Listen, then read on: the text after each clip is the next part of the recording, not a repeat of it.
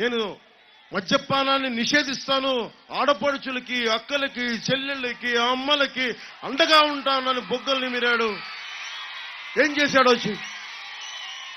మొత్తం 60 రూపాయల మద్యపాన నిషేధం సరే అది వదిలేయండి, 200 రూపాయలు చేశాడు. ఎక్కడికి వెళ్తున్నాయి ఈ డబ్బు? ఎవరి దగ్గరికి వెళ్తున్నాయి ఈ డబ్బు? మంత్రులు, ఎమ్మెల్యేలు, 1-2 40,000 కోట్ల రూపాయలు. 40,000 కోట్ల రూపాయలు. మీరు ఏదైనా రోడ్డు మీదకి వెళ్ళి ఒక వస్తువు కొంటే మీరు పేటిఎం మీరు వాడాలి, మీరు డిజిటల్ కరెన్సీ వాడతారు. కానీ మందుల షాపులోకి వెళ్తే మొత్తానికి 90% మొత్తం కూర్చోబెట్టి అంత క్యాష్ డబ్బులతోటి. జిఎస్టీ కట్టరు వీళ్ళు, మనం జిఎస్టీ కట్టాలి. చేనేత కార్మికుడు కూడా జిఎస్టీ కట్టాలి. కానీ ఈ దేశంలో ముఖ్యంగా ఈ రాష్ట్రంలో ఎవడైతే మందమ్ముతున్నాడో వాడు జిఎస్టీ కట్టక్కర్లేదు. కానీ ఒక చేనేత కార్మికుడు కూడా జిఎస్టీ కట్టాలి. ఎవడు అడుగుతారు దీన్ని? మీరు పంపించండి, మనం కూర్చోబెట్టి బాలశౌరి గారు నిలదీస్తారు, పార్లమెంట్లోకి వెళ్తారు.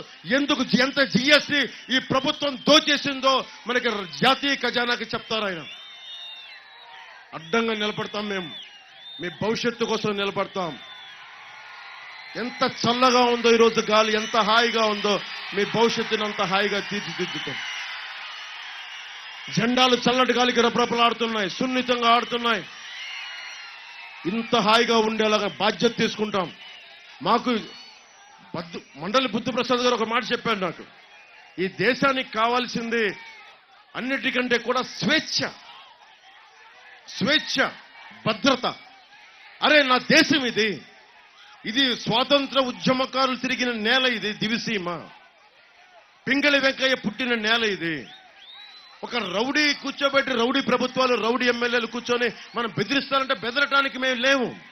దానికోసం పింగళి వెంకయ్య 30 నెలల జెండా వేసుకుని భుజాల మీద వేసుకురావాలా? ఫ్యాషన్ కాదు మాకు అది. తప్పులు చేస్తే తాట తీస్తాం, ఎర్రి గొర్రె వేషాలు వేస్తే స్పీకర్ నిలమి కింద రోడ్ల మీద కూర్చోబెడతాం. తప్పుడు వేషాలు వేస్తాం ఒక్కొక్కడు. ఏం ధైర్యం చచ్చిపోయింది అనుకుంటున్నారా ఈ సమాజంలో? పిరికితనం ఆవహించింది అనుకుంటారా ఈ సమాజంలో?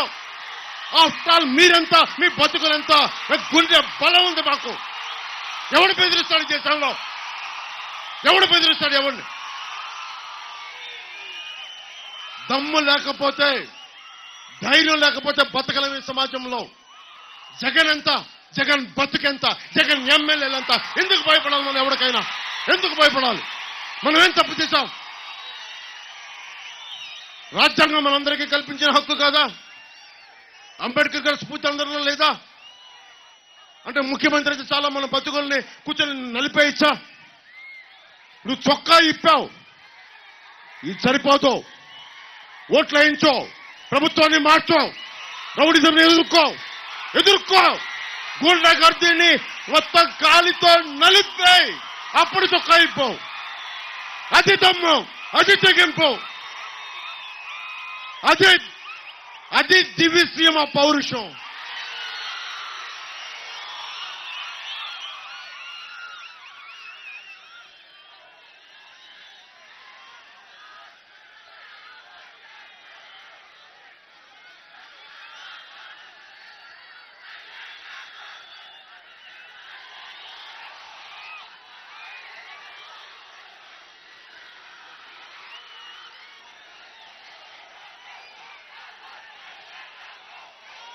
$40,000 కోట్లు ఇసుకలో దోచేస్తా ఉన్నారు. ఒక్కొక్క కూర్చోబెట్టి చిన్న బండి ఇసుక 3,000కి అమ్మేస్తున్నారు. ఎవరి దగ్గరికి వెళ్తున్నాయి డబ్బులు? జేపీ వెంచర్స్ ఇలాంటి 1-2 కంపెనీలు మొత్తం సెంట్రలైజ్ చేశారు. ఇంతకుముందు ఎలా బతికే పంచాయతీలో ఉండే బీసీ కులాలకి బోట్ల మీద వేసుకుని కూడా వచ్చే అవకాశం వచ్చేది. పంచాయతీలు కొంత శక్తి ఉండేది, పంచాయతీలు కొంత సంపాదించుకునేవి. ఈ రోజున మొత్తం కూర్చొని ఒక్కడే దోచుకుంటా ఉన్నాడు. వీళ్ళు క్లాస్ వారి గురించి మాట్లాడతారు. అవనిగడ్డ మన నియోజకవర్గం దేవాలయాలకి చాలా ప్రాధాన్యత ఉంది. మోపిదేవి సుబ్రహ్మణ్యేశ్వరుడు, హంసల దీవిలో ఉన్న సంతాన వేణుగోపాలుడు, గణపేశ్వరంలో ఉన్న కనకదుర్గమ్మ ఆలయం, కృష్ణానది సాగర సంగమం. మనం చెప్తారు కదా, కాకి మునిగితే హంస అయింది అనేది.